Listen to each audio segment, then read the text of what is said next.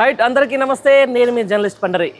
మొత్తానికి IPL season హైదరాబాద్లో start కాబోతుంది. మొత్తం క్రికెట్ మానియాలో రెండు తెలుగు రాష్ట్రాలు ఊగిపోబోతున్నాయి. దీనికి సంబంధించి ప్రస్తుతం మనం చూస్తున్నాం కదా, ఉప్పల్ స్టేడియంలో ఉన్నాం. గత కొద్ది రోజులుగా అంటే ఉప్పల్ స్టేడియం ఏదైతే ఐపీఎల్ అంటే ఉప్పల్ స్టేడియంలో సౌకర్యాలు లేమి అని చెప్పేసి, లేకపోతే ఇక్కడ ఎట్లా జనాలు ఇబ్బంది పడతారని చెప్పేసి ఎన్నో వార్తలు చూసేవాళ్ళం. గత 2-3 ఏళ్ళ నుంచి చూస్తున్నాం, అసలు స్టేడియం ఇంత సుందరంగా కూడా ఉంటుందా అని చెప్పేసి కూడా మనకు చాలామంది కూడా సోషల్ మీడియాలో అంటున్నటువంటి మాట. మరి దీని అన్నిటికీ కారణం కొత్తగా అంటే ఈ మధ్యలో ఆల్మోస్ట్ 2 years అయిపోతుంది, ప్రెసిడెంట్గా వచ్చినటువంటి అర్చనవల్లి జగన్మోహన్ రావు గారు మనతో ఉన్నారు. ఆయన అడిగి మరిన్ని విషయాలు తెలుసుకునే ప్రయత్నం చేద్దాం. ఈసారి ఐపీఎల్ ఏ విధంగా అంటే కొత్త లుక్స్ ఏ విధంగా ఉండబోతుంది, కొత్తగా ఏం చేయబోతున్నారు ఆయన అడిగి తెలుసుకునే ప్రయత్నం చేద్దాం. నమస్తే. నమస్తే అన్న. ఓకే, మొత్తానికి మళ్ళీ హైదరాబాద్కు క్రికెట్ ఫీవర్ ఆరెంజ్ కనిపిస్తూ ఉంది. ఎట్లా ఉందన్న ఈసారి ఏంటి స్పెషల్ ఉప్పల్ స్టేడియం? చాలా కొత్త విషయాలు మీకు చూడబోతున్నారు. మీరు అన్నట్టుగా ఒక పండగ వాతావరణం ఆల్రెడీ క్రియేట్ అయింది, స్టేడియం ముస్తాబ్ అయింది, ఫైనల్ టచ్ ఉంది. ఒక పండగకి ఒక పెళ్లికి ముందు మనం ఎలా అయితే ప్రిపరేషన్ జరుగుతాయి ఆల్మోస్ట్ అన్నీ జరుగుతున్నాయి. ఇంకొక 2 days మనకి ఇంకా 23rd మ్యాచ్ ఉంది. 21st కల్లా ఎవ్రీథింగ్ కంప్లీట్ అవుతుంది. మా టార్గెట్ 24 hours అన్నీ కంప్లీట్ చేయాలని. వాష్రూమ్స్, లైటింగ్ అన్నీ కూడా ఇప్పుడు అన్నీ ఫైనల్ రీచెక్ నడుస్తూ ఉంది. ఒకసారి ఏమేమైనా అన్నీ కూడా మళ్ళీ రన్ చేసి చూస్తున్నాం. నాకు తెలిసి 24 hours అవన్నీ కంప్లీట్ అవుతాయి. 23rd మ్యాచ్కి స్టేడియంని కొత్తగా చూపించబోతున్నాం. అంతేనా? మళ్ళీ పూర్తిగా ఆరెంజ్ ఆర్మీ చూస్తూ ఉంటాం. మన హైదరాబాద్ అనగానే ఫస్ట్ క్రికెట్కు విపరీతమైనటువంటి డిమాండ్ ఉంటుంది ఇక్కడ. దాని తగ్గట్టు కూడా ఏదో మ్యాచ్ అయితే ఉంటుంది. ఇక్కడ మధ్యలో చూస్తూ ఉన్నాం, చిన్న వానకు కూడా మొత్తం స్టేడియం టోటల్గా ఒక రోజు ఆపేసిన సందర్భాలు ఉన్నాయి, ఒక మ్యాచ్లో రద్దయిన సందర్భాలు ఉన్నాయి. ఈ నేపథ్యంలో కూడా ఎక్స్పెక్టేషన్స్ కూడా ఎక్కువ హైదరాబాద్లో మేజర్గా ఈ క్రికెట్కి సంబంధించిన దాంట్లో. ఇట్లా ఇవన్నిటి రీచ్ కావడం కోసం అంటే వచ్చే ప్రేక్షకుడికి సౌకర్యం కోసం ఏమేమి కొత్తగా ఈసారి చర్యలు చెప్పండి. ఎస్, మీరు చెప్పినట్టుగా క్రికెట్ క్రేజ్ హైదరాబాద్లో చాలా ఎక్కువ ఉంటుంది. అవును, నేను ప్రతిసారి నా స్టేట్మెంట్ కూడా biryani, chai, cricket, Hyderabad people love lot అని. అవును, దాంట్లో భాగంగానే మొన్న నాకు world championship the match final మ్యాచ్లో మనం ఇండియా గెలిచిన తర్వాత ఇండియా మొత్తంలో ఎంతైతే సెలబ్రేట్ జరిగినాయో హైదరాబాద్లో అంతకంటే డబల్ జరిగింది. ఎంత క్రేజ్ ఉండేదానికి నిదర్శనం. మీరు అన్నట్టుగా ఆ రోజు వర్షం కారణంగా మ్యాచ్ రద్దు అవ్వలేదు. వర్షం ఆగకపోవడం వల్ల మ్యాచ్ రద్దయింది. ఇన్ కేస్ వర్షం ఆగి ఉంటే 1/2 hourలో స్టేడియం రెడీ చేసేవాళ్ళం, పిచ్ అంతా రెడీ చేసేవాళ్ళం. కానీ కంటిన్యూగా వర్షం పడుతూనే ఉంది. వర్షంలో ఆడలేము. వర్షం ఆగిపోయి 1/2 hour గ్యాప్ ఇచ్చిన తర్వాత మేము మ్యాచ్ రెడీ చేయడానికి ఎవ్రీథింగ్ సిస్టమ్ రెడీగా ఉంది. మా హరోసర్ సిస్టమ్ కానీ ఎవ్రీథింగ్ కూడా రెడీగా ఉంది. దానికి సంబంధం లేదు. అవన్నీ పక్కకు పెడితే ఐపీఎల్ మ్యాచెస్కి ఇంకా ప్రతి దగ్గర 3 levels బ్యాకప్ మేము రెడీ చేసుకున్నాం. ఇప్పుడు జనరేటర్ పవర్ ఉంది అనుకోండి, లాస్ట్ టైం మనకు పవర్లో కొంచెం ఇబ్బంది అయింది. అట్లా కాకుండా 3 level బ్యాకప్ రెడీ చేసాం. ఇన్ కేస్ వర్షం పడితే కూడా ఎట్లా దాన్ని చెక్ చేయాలి, వాటర్ నిలబడితే ఎట్లా అని 3 level చేసాం ప్రతి దగ్గర. ఈవెన్ నేను వాష్రూమ్స్లో కానీ లేదంటే ప్లంబింగ్లో కానీ ప్రాబ్లం రాదని చెప్పను. ఇన్ కేస్ వస్తే దాన్ని 5 minutesలో రెక్టిఫై చేసి రీస్టోర్ చేసే కెపాసిటీ మేము వచ్చినాం. రైట్, మొత్తం ఎంత దీని కెపాసిటీ? 37,000 ఆల్మోస్ట్. రైట్, అన్ని సీట్లని సిద్ధమేనా? 37,000 సీట్లలో ఇప్పుడు మీరు కొన్ని చూస్తే అక్కడ స్క్రీన్ పెట్టడానికి కానీ ప్లస్ అక్కడ కార్ పెట్టడానికి కానీ ఇట్లాంటి కొన్ని సీట్స్ చేసాం. నాకు తెలిసి 36,000 మనం సేల్ చేసుకోవడానికి టికెట్స్ ఉంటాయి. రైట్, టికెట్స్ విషయానికి వచ్చారు కాబట్టి ఆల్రెడీ మ్యాచెస్ స్టార్ట్ కాలేదు, అప్పటికే ఒక కాంట్రవర్సీ బయట. అసలు ఎస్సీఐ విపరీతంగా ఐపీఎల్ టికెట్లని అంటే హోల్డ్ చేసి పెడతా ఉంది, ప్రజలకు అందుబాటులో లేకుండా చేస్తూ ఉంది. లేకపోతే కావాలని చెప్పేసి ఈరోజు ప్రజలకు అందుబాటులో లేకుండా ఐపీఎల్ పీపుల్స్ ఓన్లీ మన ఎస్సీఐ పీపుల్సే వాళ్ళు దాన్ని హోల్డ్ చేస్తున్నారు, వేరియస్ వెబ్సైట్లు అంటారు. ఇది ఎంతవరకు నిజం? ఇదంతా జనానికి తెలవాల్సిన అంశం. పండరన్న, ఇది షార్ట్ వేస్తాం మీరు చెప్పేది. పండరన్న, మీరు స్పోర్ట్స్ జర్నలిస్ట్ ఉన్నారు. ఎస్, ఐపీఎల్ మ్యాచెస్కి రెగ్యులర్ మ్యాచెస్కి డిఫరెన్స్ మీకు తెలుసు, జనాలకు తెలియదు. నేను జనాలకు చెప్తాను. ఐపీఎల్ పూర్తిగా మాకు సంబంధం లేని ఇష్యూ. ఎస్ఆర్హెచ్ వాళ్ళు మా స్టేడియంని వాళ్ళు రెంట్కి తీసుకుంటారు. ప్రతి మ్యాచ్కి మాకు 1,50,00,000 రూపాయలు, 1,50,00,000 రూపీస్ వాళ్ళు రెంట్ పే చేస్తారు. అంతే తప్ప టికెట్లో సేల్లో కానీ, టికెట్లో సీటింగ్లో కానీ, టికెట్ ఇష్యూలో రేట్లో కానీ మాకు సంబంధం లేదు. పూర్తిగా ఎస్ఆర్హెచ్ వాళ్ళు, ఈవెన్ బీసీసీఐ కూడా సంబంధం లేదు. ఎస్ఆర్హెచ్ వాళ్ళు వీళ్ళు ఇక్కడ ఫంక్షన్ చేసుకున్నట్టు మా దగ్గర మ్యాచ్లు ఆడిపోతారు తప్ప మాకు సంబంధం లేదు. సో దానికి సంబంధించి మాకు ఒక 3,700 టికెట్స్ మాకు వాళ్ళు ఇస్తారు. 3,700 టికెట్లు 10% ట్రాన్స్పరెంట్గా చెప్పాలి 100%. 3,700 టికెట్స్లో మాకు 2,500 మా క్లబ్ సెక్రటరీలకు పోతాయి. ఎందుకంటే ఇది కూడా మీడియా ముఖంగానే చెప్తున్నాం. ప్రతి క్లబ్కి మేము 10 టికెట్స్ ఇస్తాం. అట్లా 2,500 టికెట్స్ మా వెళ్ళిపోతాయి. ఇంకా మా దగ్గర మిగిలిన 1,200 టికెట్స్. దాంట్లో అన్ని డిపార్ట్మెంట్స్కి ఇవ్వాలి మేము. ఆ తర్వాత మాకు రెగ్యులర్గా ఇక్కడ వెండర్స్ ఉంటారు, వాళ్ళకి ఇవ్వాలి, మా స్టాఫ్ ఉంటారు, మా ఎక్స్ ప్రెసిడెంట్ సెక్రటరీలు ఉంటారు, మా ఎక్స్ ప్లేయర్స్ ఉంటారు. వీళ్ళందరికీ ఇచ్చిన తర్వాత మాకు మా సెక్రటరీ మా అందరికి మిగిలేదు మా ఒక్కొక్క బాక్సులే మా 20-30 టికెట్లు అంతే తప్ప టికెట్లు ఉండవు. మేము టికెట్లు అమ్ముకోవడానికి లేదు, బ్లాక్లు అమ్ముకోవడానికి అసలుకే లేదు. ఇప్పుడు ఈ సందర్భంగా మీకు కాంట్రవర్సీకి వచ్చాను, అరే సీఎం బాక్స్కి 20 టికెట్లు ఇచ్చి ఉప ముఖ్యమంత్రి దానికి మాకెందుకు 15 టికెట్లు ఇస్తున్నారు అని చెప్పేసి మీ దగ్గరికి ఇట్లాంటి వివాదం ఏమైనా వచ్చిందా? ఇప్పుడు కొన్ని ప్రోటోకాల్స్ ఉంటాయండి. తిరుపతి దర్శనానికి వెళ్తే కూడా ఒక ప్రోటోకాల్ ఉంటుంది. ఓకే. ఇండియన్ ఎయిర్పోర్ట్లోకి వెళ్ళినా ప్రోటోకాల్ ఉంటుంది, ఇంకెక్కడికి వెళ్ళినా ప్రోటోకాల్ ఉంటుంది. ఇక్కడ కొన్ని ప్రోటోకాల్ సెట్ చేసి ఉన్నాయి ఆల్రెడీ. ఆ ప్రోటోకాల్స్ మేము ఫాలో ఇస్తున్నాం. ఇప్పుడు సీఎం గారికి 30 టికెట్లు, గవర్నర్ గారికి 30 టికెట్లు అని ఎప్పటి నుంచో ప్రోటోకాల్ ఉంది ఇక్కడ. దాని ప్రకారంగా ఇస్తున్నాం అంతే తప్ప వేరే ఇంకా మాకు సంబంధమే లేదు. మామూలు ఈ కాంగ్రెస్ గవర్నమెంట్ అంటే వేరియస్ మంత్రులు ఉంటారు, వేరియస్ అది ఉంటుంది, రకరకాల వ్యక్తులు ఉంటారు. ఎంత ఒత్తిడి ఉంది మీ మీద? కాంగ్రెస్లో కొంచెం ప్రజాస్వామ్యం ఎక్కువ ఉంటుంది కాబట్టి ఖచ్చితంగా ఓకే, ప్రజాస్వామ్యం ఎక్కువనే ఉంటుంది, టికెట్ల మీద ఒత్తిడి ఎట్లా ఉంది? ఈసారి ఎట్లా ఉంది? లాస్ట్ ఇయర్ చాలా ఎక్కువ ఇబ్బంది పడిన మాట వాస్తవం. ఎందుకంటే అప్పుడు నేనే కొత్తగా ప్రెసిడెంట్ అయినాను, ప్లస్ గవర్నమెంట్ కూడా కొత్తగా వచ్చింది. వాళ్ళకి తెలియదు, నాకు తెలియదు. ఒక యుద్ధ వాతావరణమే ఏర్పడ్డది. ఫస్ట్ 2 మ్యాచెస్ కొంచెం బాగా ఇబ్బంది పడింది. థర్డ్ మ్యాచ్ నుంచి మేము వెళ్ళి సీఎం ఆఫీస్కి వెళ్ళడం, అక్కడ ఉండే షానవాజ్ కాసిం సార్తో కానీ, అజిత్ రెడ్డి గారితో కానీ, సీఎం ఆఫీస్తో కానీ మాట్లాడడం, ఇష్యూ సాల్వ్ చేసినాం. మాకు ఒక నెంబర్ ఉంది ఇప్పుడు, ఎక్కడికెక్కడికి ఎవరెవరు ఎన్ని టికెట్లు ఇవ్వాలి, ఎవరికి ఇవ్వాలి, గవర్నమెంట్ ఆఫీషియల్స్కి ఎవరికి పంపేయాలి, మినిస్టర్స్కి ఎవరికి పంపేయాలి, దాని ప్రకారం ఇస్తున్నాం. ఈసారి అట్లాంటి వివాదం ఉండదే. ప్రోటోకాల్ రాజ్యాంగం ప్రకారం ప్రోటోకాల్ ఎట్లా ఉంది మొత్తానికి 2 years హెచ్సిఏ ప్రెసిడెంట్? నిజంగా కూడా ఒక అదృష్టం ఇది. ఒక అసోసియేషన్కి ప్రెసిడెంట్ డైరెక్ట్గా అంతకుముందుకు బాడీలో లేకుండా, ఏ అపెక్స్ మెంబర్ లేకుండా ప్రెసిడెంట్ కావడం ఇండియాలో ఫస్ట్ టైం నేను చేశాను. సో ఆ పొజిషన్ని ఒక్కోటితో గెలిచాను. అది కూడా దాన్ని నేను ఎంజాయ్ చేస్తున్నా, ఒక్కోటితో ఎంజాయ్ చేస్తున్నా. దానికి అట్లాగే సర్వీస్ కూడా ఇస్తున్నాను. నేను హెచ్సిఏ ప్రెసిడెంట్ అయిన తర్వాత జగన్కు ముందు, జగన్ తర్వాత అని క్లియర్ ఒక మార్కెట్ ఇవ్వచ్చు. మీరు 2 years బిఫోర్ వీడియోస్ మీరే చూస్తే సోషల్ మీడియాలో చాలా ఉన్నాయి. ఆ వీడియోస్ని, ఇప్పుడున్న స్టేడియం ఉన్న వీడియోస్ని చూస్తారనుకో ఆ డిఫరెన్స్ తెలుస్తుంది. జగన్ వచ్చినాక మార్పు ఏంటో మీకు ఆటోమేటిక్ తెలిసిపోతుంది. సో హెచ్సిఏ నాకు ఒక గొప్ప అదృష్టాన్ని ఇచ్చింది, హైదరాబాద్ క్రికెట్ అసోసియేషన్. దానికి నేను సర్వీస్ చేయాలని కట్టుబడి ఉన్నా. ఇంతకుముందుకు ఎప్పుడైనా హెచ్సిఏ పేరు చెప్తే కరప్షన్ అని, సెలక్షన్లో రాంగ్ ప్రాసెస్ ఉంటాయని, ఒక్కొక్క మ్యాచ్కి 50 మందిని పంపిస్తారని. ఇప్పుడు ఒక్కసారి కూడా మేబీ నా మీద జరిగితే ఒక ట్రోలింగ్ ఏం జరగవచ్చు, జగన్ టికెట్ ఇవ్వలేదని జరుగుండొచ్చు, జగన్ లేదంటే బ్లాక్లు అమ్మిరని చెప్పిండొచ్చు, లేదంటే లీక్స్ బాగా జరగలేదని చెప్పిండొచ్చు. కానీ నేను కరప్ట్ చేసిన అని కానీ, సెలక్షన్ ప్రాసెస్లో తప్పు జరిగిందని ఒక్కటంటే ఒక్కటి కూడా నా మీద అభియోగం కూడా లేదు. అయితే ఏదన్నా మరి వివాదం ఏంది ఇప్పుడు అంటే, మామూలుగా ఇప్పుడు ఈ ఐపీఎల్ టికెట్ సెల్లింగ్ అనేది ఒకసారి బుక్ మై షో కావచ్చు, ఇప్పుడు కొత్తగా జొమాటో యాప్ కావచ్చు, ఇది డిసైడ్ చేసేది ఎస్ఆర్హెచ్ లేకపోతే హెచ్సిఏనా? క్లియర్ కానీ బీసీసీఏ కానీ ఎట్లాంటి సంబంధం ఉండదు దీంట్లో. ఇది వీళ్ళు ఇక్కడ ఫంక్షన్ చేసుకుంటున్నారు, ఫంక్షన్లు ఏం చేసుకుంటారని వాళ్ళకి సంబంధం. అది ఎస్ఆర్హెచ్ పూర్తిగా హోమ్ గ్రౌండ్. ఇక్కడ ఒక్కటే కాదండి, మొత్తం 12 టీంలకు 12 హోమ్ గ్రౌండ్స్ ఉన్నాయి. ఆ 12 హోమ్ గ్రౌండ్స్ కూడా వాళ్ళే టికెట్ డిసైడ్ చేసుకుంటారు, వాళ్ళే రేట్ చేస్తారు.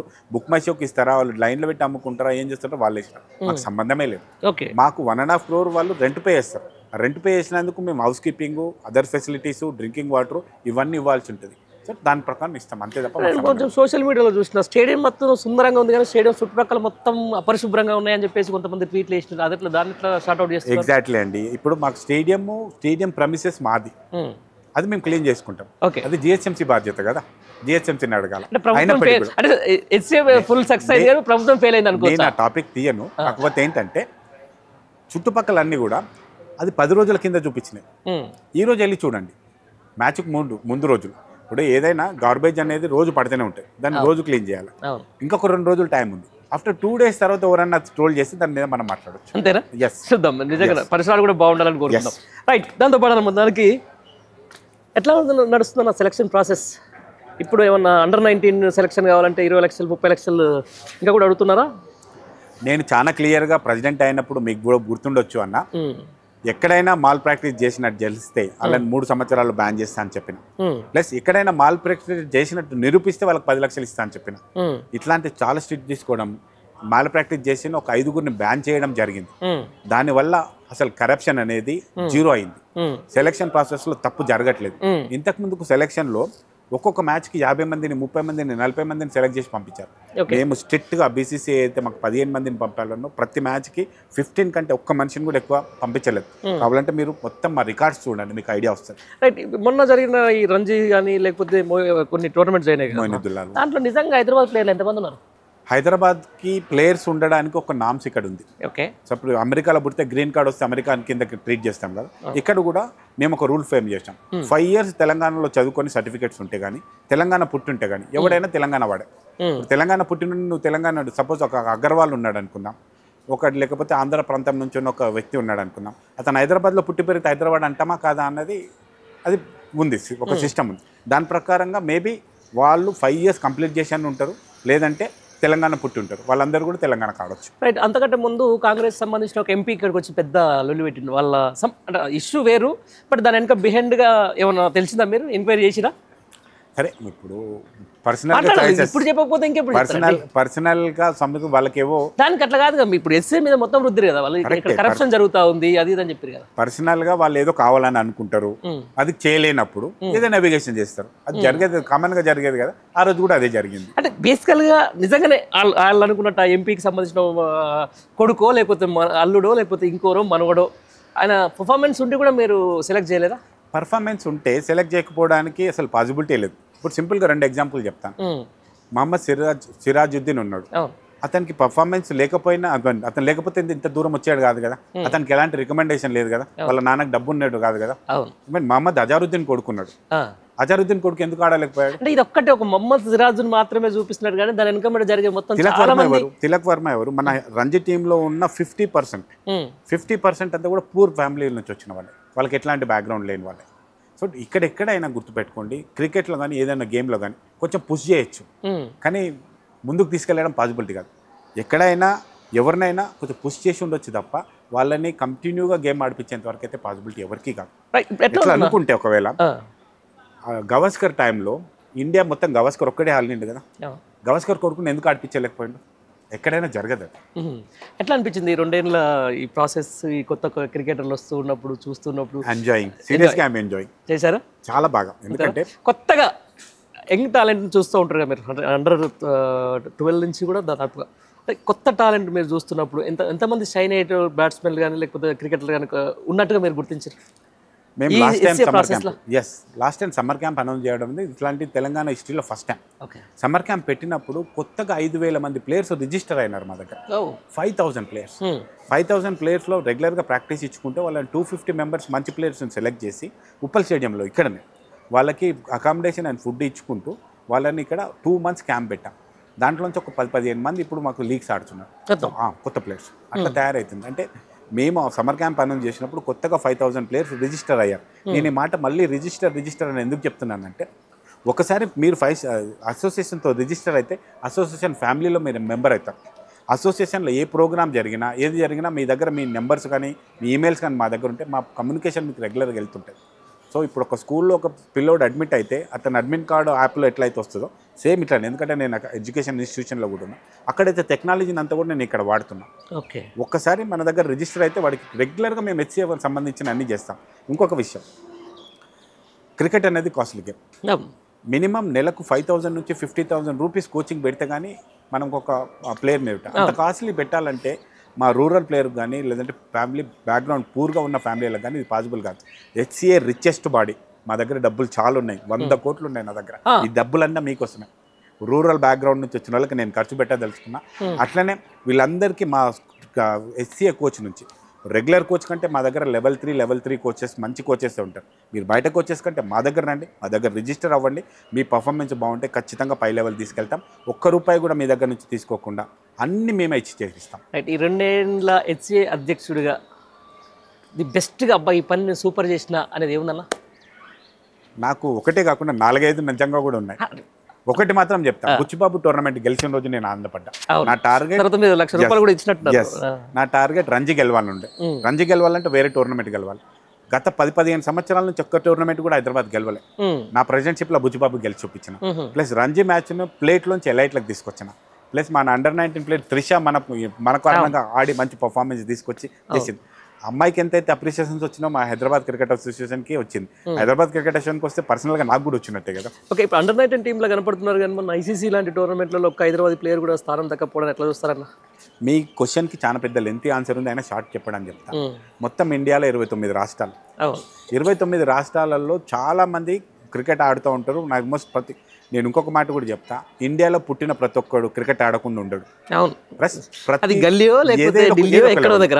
అండ్ పుట్టిన ప్రతి పిల్లోడికి వాళ్ళ నానిచ్చే ప్రతి గిఫ్ట్ క్రికెట్ బ్యాటే. అంత క్రేజ్ ఉంటుంది. ఇంత క్రేజ్ 29 రాష్ట్రాలలో ఆడుతుంటే ఒక టీంలో 11 మందే ఉంటారు, 29 మంది ఉండరు. చాలా స్టేట్స్లోంచి అసలుకి వాళ్ళకి ప్రాతినిధ్యమే లేదు. ఇంకా మనకన్నా 2 ప్లేయర్ ఆడుతున్నారు, తిలక్ వర్మ అండ్ మన సిరాజుద్దీన్. సో ఇంత కాంపిటీషన్ ఉంది క్రికెట్లో. 2 ప్లేయర్స్ ఒక స్టేట్ నుంచి ఆడుతుంటే గొప్ప విషయం. సో మన ప్లేయర్స్ 2 ఆడుతున్నారు. అంతేకాకుండా ఒకప్పుడు మనకు లెగసీ ఉండేది. ఇండియన్ 11లో మన ప్లేయర్స్, హైదరాబాద్ ప్లేయర్స్ 5 ఆడేవాళ్ళు. అది కాకపోయినా అట్లీస్ట్ ఐపీఎల్ అన్న మనం ఒక 6-7 తీసుకురావాలని నా ట్రై. ఆ లెగసీ మళ్ళీ తీసుకురావాలని మధ్యలో ఒక 10-15 సంవత్సరాలు డిస్టర్బ్ అయింది. ఇది ఆ డిస్టర్బ్ అయిన దాన్ని మళ్ళీ సెట్ చేసుకుంటే తీసుకొచ్చి అట్లీస్ట్ ఐపీఎల్లో ఒక 7-8 మంది ప్లేయర్స్ అన్న మన క్రికెటర్స్ తెలంగాణ నుంచి ఆడాలన్నది నా టార్గెట్. నేను సోషల్ మీడియాలో చూసిన, ఎందుకంటే మేము యూట్యూబ్ ఛానల్ సంబంధించిన దాంట్లో కూడా అసలు మేము హైదరాబాద్లో ఎందుకు ఆన్ చేసుకోవాలని చెప్పేసి ఆంధ్రాకి సంబంధించినటువంటి వ్యక్తులు, అక్కడ ఉన్నటువంటి క్రికెట్ అభిమానులు చెప్తా ఉన్నారు. అసలు ఇది మా ఈ ఓనర్లో ఎక్కడ వాళ్ళు గారు అని చెప్పేసి హైదరాబాద్ పీపుల్ అంటా ఉన్నారు. బట్ క్రికెట్ అయితే చూస్తారు. ఈ కాంట్రవర్సీని ఎట్లా చూస్తారు మీరు? మొత్తం 12 ఫ్రాంచైజీలు ఉన్నాయి కదండి. ఏ ఫ్రాంచైజీ అన్న ఆ స్టేట్కి సంబంధించిన ఉన్నాడో ఒక తమిళనాడు తప్ప, సిఎస్కే తప్ప, అంతే కదా. ఇప్పుడు దానికి మనకేంటంటే ఎస్ఆర్హెచ్ అనే టీం, సన్ రైజర్స్ హైదరాబాద్ మన పేరు ఉంది కాబట్టి, మనం హోమ్ గ్రౌండ్లో ఆడుతుంది కాబట్టి మనం ఓనర్ ఎవడు అన్నది ఇక్కడ ఇష్యూ కాదు. టీం మన కోసం ఆడుతున్న దాంట్లో ఉన్నది. బట్ అట్లాగనే ఈ ఎస్ఆర్హెచ్ టీం కూడా తెలంగాణ స్టేట్ ఫామ్ అవ్వక ముందుకు వచ్చిన టీం. అప్పుడు 2 కంబైన్ స్టేట్స్ కోసం, తెలుగు స్టేట్స్ కోసం ఉన్న దానికోసమే ఇచ్చింది. 2012-13లో అయింది, 14లో తెలంగాణ వచ్చింది. సో అప్పటి నుంచి కూడా తెలుగు పీపుల్ అక్కడ వాళ్ళు ఉన్నా ఇక్కడ వాళ్ళు ఉన్నా ఓన్ చేసుకున్నారు. సో ఇప్పటికి కూడా అట్లే జరుగుతుంది. సరే, కొంతమంది కామెంట్స్ వస్తూ ఉంటాయి. దాన్ని హెచ్సిఏ కూడా ఏదో ప్రీమియర్ లీగ్ ఒకటి ఫ్రాంచైజీ లీగ్ స్టార్ట్ చేస్తుందని చెప్పేసి నేను వార్త చదివినా, అది ఎంతవరకు వచ్చింది? అది అంటే దాని పూర్తి డీటెయిల్స్ ఏంటి? 100% కరెక్ట్ అన్న మీరు విన్నది. మేము రీసెంట్గా టెండర్ ప్రాసెస్ కూడా స్టార్ట్ చేసినాం. దానికంటే ముందే నేను లాస్ట్ ఇయర్నే జైషా గారు సెక్రటరీ గారిని వారిని రిక్వెస్ట్ చేయడం జరిగింది, మేము తెలంగాణ ప్రీమియర్ చేసుకుంటామని. ఫస్ట్ ఆఫ్ ఆల్ నీ హౌస్ సెట్ చేసుకో, నీ హెచ్సిఎన్ సెట్ చేసుకో, తర్వాత నా దగ్గర రాని తిట్టి పంపించండి. మళ్ళీ తర్వాత మొన్న రీసెంట్గా మేము ఏజీఎంకి వెళ్ళినప్పుడు వారిని అడిగిన, సార్ మీరు నన్ను హౌస్ సెట్ చేసుకొని రమ్మన్నారు సార్. నేను హౌస్ సెట్ చేసుకొని వచ్చిన, ఇప్పుడు నాకు పర్మిషన్ ఇవ్వమని అడిగిన. ఐపీఎల్ తర్వాత మన చేసుకోమని చెప్పిండ్రు. తెలంగాణ ప్రీమియర్ లీగ్ నేను ఎందుకు ఇంత ఇన్సెస్ట్ చేస్తున్నానంటే, ఐపీఎల్లో మన పిల్లలు లేరని మనమే అంటున్నాం. ఏ స్టేట్లోంచి అయినా 7-8 మెంబర్ ప్లేయర్స్ వాళ్ళ ఐపీఎల్లో ఉన్నారంటే అక్కడ లోకల్ లీగ్స్ ఆడిన వాళ్ళు. ఇప్పుడు తమిళనాడు ప్రీమియర్ లీగ్ కానీ, కర్ణాటక ప్రీమియర్ లీగ్ కానీ అందులో సక్సెస్ అయిపోయిన తర్వాత అందులో మ్యాచెస్, ఎందుకంటే చాలా ఎక్కువ మ్యాచెస్ ఉంటాయి ఆడడానికి. ప్లస్ ఆ మ్యాచెస్ని ఇండియా మొత్తం చూస్తుంటుంది. బీసీసీఐ సెలెక్టర్లు, బీసీసీఐ కోచ్లు, ప్లస్ ఈ సన్ రైజర్స్ సంబంధించిన వాళ్ళు కానీ, లేకపోతే ఐపీఎల్ ఫ్రాంచైజ్ కోచ్లు చూస్తుంటారు. వాళ్ళ పర్ఫార్మెన్స్ ఆడడానికి ప్లస్ ప్రజల దృష్టిలో వీళ్ళందరి దృష్టిలో పడడానికి అవకాశం ఎక్కువ ఉంటుంది. కాబట్టి టీపీఎల్ పెట్టాలన్నది. ఇన్ కేస్ మనం లాస్ట్ ఇయర్ టీపీఎల్ స్టార్ట్ అయి ఉంటే అందులో మన పిల్లలు పర్ఫామ్ చేసి ఒక 4-5 ఈసారి ఐపీఎల్ ఉండేవాళ్ళు. ఈసారి 2 ఐపీఎల్ ఉన్నారు. అక్కడ నాకు ఇంకా ఎక్కువ బాధ అయింది. యాక్చువల్గా నేను తనే త్యాగరాజన్ కానీ, మన అగర్వాల్ కానీ, లేదంటే సివి మిలన్ కానీ, రవితేజ కానీ, వీళ్ళందరిలో ఒక 2-3 పిక్ అవుతారు అనుకున్నాను. బట్ పిక్ అవ్వలేదు. దాన్ని దృష్టిలో పెట్టుకొని ఇమీడియట్గా మనం టీపీఎల్ చేయాల్సిందే అని ఇమీడియట్ స్టార్ట్ చేస్తున్నాం. ఎప్పటి నుంచి ఎక్స్పెక్ట్ చేయొచ్చు? మేము జూన్లో చేయడానికి ప్రయత్నం చేస్తూ ఉన్నాం. నాకు తెలిసి ఈ ఏప్రిల్ కల్లా మేము దాని మీద క్లారిటీ ఇస్తాం. దీంతో పాటు ఇప్పుడు స్టేడియం లీజ్ కూడా తొందరలో ముగుస్తుంది కదా, ఏంటి పరిస్థితి? What next? గవర్నమెంట్ కూడా వాళ్ళు, సీఎం గారు స్పోర్ట్స్ మీద ఇంట్రెస్ట్ ఎక్కువ చూపిస్తున్నారు. బడ్జెట్లో కూడా 436 కోట్లు పెట్టినట్టున్నారు. 400 ఈ రోజు నేను ఇప్పుడే చూసినాను. అన్ని స్పోర్ట్స్ కూడా ఇబ్బంది పెట్టకుండా చేస్తున్నారు. ఇంత మంచి స్టేడియంని వాళ్ళు కూడా వదులుకోవాలని అనుకోరు. ఖచ్చితంగా లీజ్ ఎక్స్టెండ్ చేస్తారు. అంతేకాకుండా వారు అసెంబ్లీలో మనకు 100 acres ల్యాండ్ కూడా అలాట్ చేస్తా అని చెప్పిండ్రు. ప్రాసెస్ జరుగుతుంది. 4th సిటీలో చేస్తున్నారు. Future city, 4th city. ఇప్పుడు స్టార్ట్ అయితే ఒక స్టేడియం కడతానికి ఎన్ని సంవత్సరాలు పడుతుందా? 5-6 years మినిమం పడుతుంది. అంటే ఇప్పుడు ఫౌండేషన్ స్టోన్ వేసిన 4 years అయితే మినిమం పడుతుంది. ఎందుకంటే ఇప్పుడు ఈ లెవెల్ కాకుండా దీన్ని నెక్స్ట్ లెవెల్, ఇప్పుడు వచ్చిన అహ్మదాబాద్ లెవెల్ కానీ, లేకపోతే లక్నో లెవెల్ కానీ, ఇంకా ఇంటర్నేషనల్ స్టాండర్డ్లో కట్టాల్సి ఉంటుంది. ఇది 25 years కింద కట్టిన స్టేడియం ఇది. ఇప్పుడు ఇదే ఇంత బాగుంటే ఇంకా వచ్చేస్తే ఎంత బాగుండాలా? సో దానికి మినిమం 4 years అయితే పడుతుంది. అంటే మీకు గవర్నమెంట్ ఏమైనా ప్రపోజల్స్ వచ్చాయా? గవర్నమెంట్ వాళ్ళు మాకు ప్రపోజల్ చెప్పలేదు, మాకు రెగ్యులర్గా మీటింగ్స్లో అని చెప్పి మాకు 100 acres ఇస్తారని ఓవరాల్గా చెప్పడం జరిగింది. ఓన్లీ ఫ్యూచర్ సిటీలో 100 acres ఇస్తారు, కానీ మళ్ళీ బిల్ట్ మొత్తం చేసేది ఎస్సీ అండర్లో చేస్తారు. హైదరాబాద్ క్రికెట్ అసోసియేషన్కి 100 acres వాళ్ళు అలాట్ చేస్తారు. దాంట్లో BCCI అండ్ మేము కలిసి స్టేడియం కట్టాల్సి ఉంటుంది. అచ్చా, ఇప్పుడు సిటీకి 4 మూలల స్టేడియాలు ఉంటే మంచిగా ఉంటుందని చెప్పి 4th సిటీ అక్కడ ఉంటుంది. బట్ ఇప్పుడు ఉప్పల్ సైడ్ ఇక్కడ ఉంటుంది, కొంచెం ఏమైనా ఇబ్బంది కదన్నా అంటే ట్రాన్స్పోర్టేషన్కు దానికి దీనికి అక్కడ ఫ్యూచర్ సిటీలో అదంతా చూసిండ్రా? మన HCA బృందం ఒకసారి అటు వెళ్ళిందా? అంటే ఆ ఏరియా నాకు కొంచెం అవగాహన ఉంది, బట్ మీరు అన్నట్టు అవుటర్ రింగ్ రోడ్ కొంచెం దూరమే ఉంది. But city at and expand అయినప్పుడు కానీ లేదంటే ట్రాన్స్పోర్టేషన్ సిస్టమ్ పెట్టినప్పుడు కానీ అక్కడ మా ఇంటెన్షన్ కూడా ఏముందంటే 150 acres అడిగాం మేము, వారు 100 acres ఇస్తా అని చెప్తే 150 acres ఇస్తే 50 acres స్టేడియం పెట్టి ఒక 100 acresలో ఒక 30-40 గ్రౌండ్లు పెట్టాలని. సో ఇప్పుడు మాకేం లీగ్ మ్యాచ్లు జరిగేటప్పుడు కానీ వేరే ఎప్పుడు కానీ మినిమం 30-40 గ్రౌండ్స్ మేము లీజుకి తీసుకుంటున్నాం. ఈ లీజుకి తీసుకున్న గ్రౌండ్లో కాకుండా మా ఓన్ గ్రౌండ్స్లో పెట్టాలనే ఉద్దేశంలో ఉంది. సో దానికి కొంచెం దూరం పోయినా ప్రాబ్లం ఉండదు. బట్ అక్కడ ట్రాన్స్పోర్టేషన్ ఉండి మెట్రో కనెక్టివిటీ ఉంటే మాత్రమే అది అవుతుంది. ఇంకొక 4-5 yearsలో అక్కడ ఏమన్నా వస్తే చేయొచ్చు, అదర్వైజ్ ఈ stadium is enough for us. మొత్తం దుబాయ్లో కనిపిస్తున్నాడు, మొత్తం జైషా మినిమం పెద్ద పెద్ద BCCI టైకులతోటే జగన్మోహన్ రావు కనిపిస్తున్నాడు. ఏంటి ప్లాన్ ఏంటన్నా? Next BCCI, next BCCI direct. Yes అంతే అంతే. HCA ప్రెసిడెంట్ అయితే అని చెప్పినప్పుడు కూడా అందరు అంతే కరెక్టేనా మీలాగానే అడిగారు, అవి చూపించిన. Next target is BCCI. అంతేనా? మాకు కూడా గర్వకారణం, అందులో మా తెలుగు కూడా BCCI దాకా పోయినట్టు కూడా ఖచ్చితంగా అందరు హ్యాండ్బాల్ ఇండియాకి ప్రెసిడెంట్ అయి చూపించిన. ఫస్ట్ తెలుగోడు, ఫస్ట్ తెలంగాణోడు. అవును, ఇక్కడ నుంచి కూడా అదే చూపిస్తాం. అంతే. Next target BCCI. Yes, right. Okay, మేము కూడా కంగ్రాచులేషన్ చెప్తున్నాం. Thank you. రైట్, IPL కి వద్దాం. లాస్ట్ ఎవరైనా మీ ఫేవరెట్ ప్లేయర్? హెడ్ అని చెప్పకండి, ఎందుకంటే మనకు ఆల్రెడీ హెడ్నే ఉంటాం కాబట్టి. సిరాజ్ నాకు ఇష్టమైన ప్లేయర్ నిజంగా కూడా. తిలక్ మన ఇంటోడు కాబట్టి సిరాజ్ మనకి ఇష్టమైన ప్లేయర్, కానీ మన దాంట్లో లేకుంటుందా మరి ఎట్లా? దగ్గర లేడు. బట్ ఇక ఈ ప్లేయర్స్ లో ఓకే మన తెలుగు కూడా నితీష్ కొంచెం అనొచ్చు. బట్ నాకు ఇష్టమైన ప్లేయర్ ధోని ఎప్పుడైనా. I love Dhoni. పోయినసారి కూడా ధోని మ్యాచ్ లో లేకపోవడం కొంచెం ధోని లాస్ట్ మ్యాచ్కి వచ్చి కొంచెం ఆడిండి. ఒక మ్యాచ్ ఉన్నప్పుడు లాస్ట్కి వచ్చి కొంచెం ఉన్నాడు. దానికి యాక్చువల్గా నేను కూడా పర్సనల్గా ధోనిని రిక్వెస్ట్ చేసి అన్న నువ్వు మ్యాచ్ ఆడని రిక్వెస్ట్ కూడా చేసిన. పాపం అతని కాలు నొప్పి ఉండే ఆ రోజు. అసలు మ్యాచ్ స్టేడియంకి వస్తాడా రాదా అన్నాడు. పాపం ఆయన గ్రేట్ మ్యాన్. అంత నొప్పి ఉన్నా కానీ వచ్చి కొద్దిసేపు స్టేడియంలో అలచల్ చేసిపోయింది. అంతేనా? ఇప్పుడు కరెంట్ ఇప్పుడు ఆడుతున్న వాళ్ళు ఫామ్ లో ఉన్న వాళ్ళు ఎవరికైనా కోహ్లీ కదా. అధ్యక్షులకు కోహ్లీ, కోహ్లీ. ఎందుకంటే కోహ్లీ దగ్గర ఎప్పుడైనా ఒక టిపికల్ మ్యాచ్ వచ్చినప్పుడు ఆయన బాగా పర్ఫామ్ చేసి గెలిపించే ఛాన్స్ ఉంటుంది. అన్నిటికంటే ఎక్కువ మనందరికి కూడా ఉండేది అంటే పాకిస్తాన్ మ్యాచ్ మీద ఉంటుంది. పాకిస్తాన్ మ్యాచ్ అనగానే కోహ్లీకి పూనకం వస్తుంది, అది నచ్చుతుంది అనమాట. లాస్ట్ ఒక క్వశ్చన్ అడుగుతాం మిమ్మల్ని, దీని మీద ఒక ఫన్నీ అది ఉంటుంది. టెస్ట్ ఏమో 3 రోజులు అయిపోతుంది, IPL మ్యాచ్ ఏమో విపరీతం 240, 360 స్కోర్ అవుతుంది. ఏందన్నా ఇది? ఏంది అసలు ఈ ఉప్పల్ పీచ్లు ఏమన్నా పెట్టిరావు? ఓన్లీ IPL అనే మాత్రమే స్కోర్ రావాలి, టెస్ట్ లో 3 రోజులు అయిపోవాలని క్షుద్రపూజలు చేసిరా దాంట్లో? మనది బ్యాటింగ్ పిచ్ ఎట్లయినా, మన బ్యాటింగ్ ఎట్లయినా మంచి స్కోర్ వస్తుంది. ఈవెన్ మన టెస్ట్ మ్యాచ్ లో కూడా మంచి స్కోర్ వచ్చింది. ఓకే, అట్లా IPL అనేది స్పీడ్ గేమ్ కాబట్టి టెస్ట్ కు దానికి డిఫరెన్స్ ఉంటుంది. స్పీడ్ గేమ్ లో స్పీడ్ రన్ కొడతారు. అప్పుడు తిరిగే బాలు IPL కి వచ్చేవరకు ఎందుకు కదా అంటున్నా. IPL కి తగ్గట్టుగా పిచ్ రెడీ చేస్తారు మీరు అన్నట్టు. కొంచెం ఎంటర్టైన్మెంట్ గేమ్ ఇది, కమర్షియల్ గేమ్ ఇది, ఎంటర్టైన్మెంట్ గేమ్. దాని ప్రకారంగా పిచ్ ఉంటుంది. అంతేనా?